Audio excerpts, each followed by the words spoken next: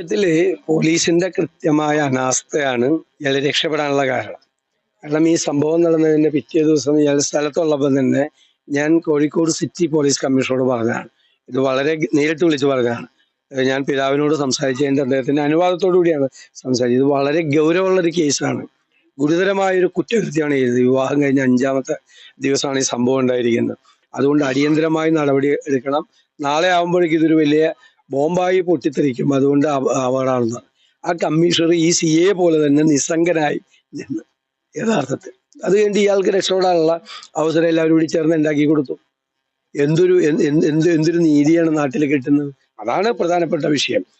അതിനുശേഷം north zone IG വിളിച്ച് സംസാരിച്ചു. പക്ഷെ അദ്ദേഹം വളരെ ഗൗരവത്തോടു കൂടി ഇക്കാര്യത്തിൽ ഇടപെട്ടു. പക്ഷെ അപ്പോഴേക്കും പ്രതി ഇവിടുന്ന് രക്ഷപ്പെട്ടു പോയി. അദ്ദേഹം CA സസ്പെൻഡ് ചെയ്യുകയും മറ്റു നടപടികളൊക്കെ സ്വീകരിച്ച് ഗൗരവമായി ഈ കാര്യത്തിൽ ഇടപെട്ടു. പക്ഷെ അപ്പോഴേക്കും ആള് രക്ഷപ്പെട്ടു.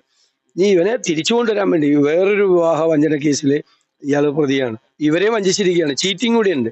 ഈ വിവാഹം തന്നെ അയാൾ നടത്തിയിരിക്കുന്നത് ചീറ്റിംഗ് ആണ്. കാരണം വേറൊരു കുട്ടിയെ വിവാഹം നടത്തിയിട്ട് രജിസ്റ്റർ മാരേജ് ചെയ്തിട്ട് അതും മറച്ചു വെച്ചുകൊണ്ടാണ് ഈ വിവാഹം നടത്തിയിരിക്കുന്നത്. ഇവൻ തട്ടിപ്പുകാരാണ്. ഇവൻ രക്ഷപ്പെട്ടാലും ഇവൻ വീണ്ടും ഇത് ആവർത്തിക്കും. മറ്റൊരു കുട്ടിക്ക് ഇത് വരരുത്.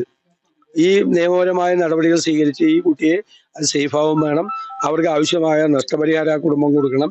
അതുപോലെ ഇവരെ ലോകത്ത് എവിടെ പോയി ഒളിച്ചാലും തിരിച്ചു കൊണ്ടുവരാൻ വേണ്ടിയിട്ടുള്ള കാര്യങ്ങൾ ചെയ്യും. അതിന് ചെയ്യാൻ കഴിയാവുന്ന എല്ലാ മാർഗങ്ങളും അവലംബിക്കും.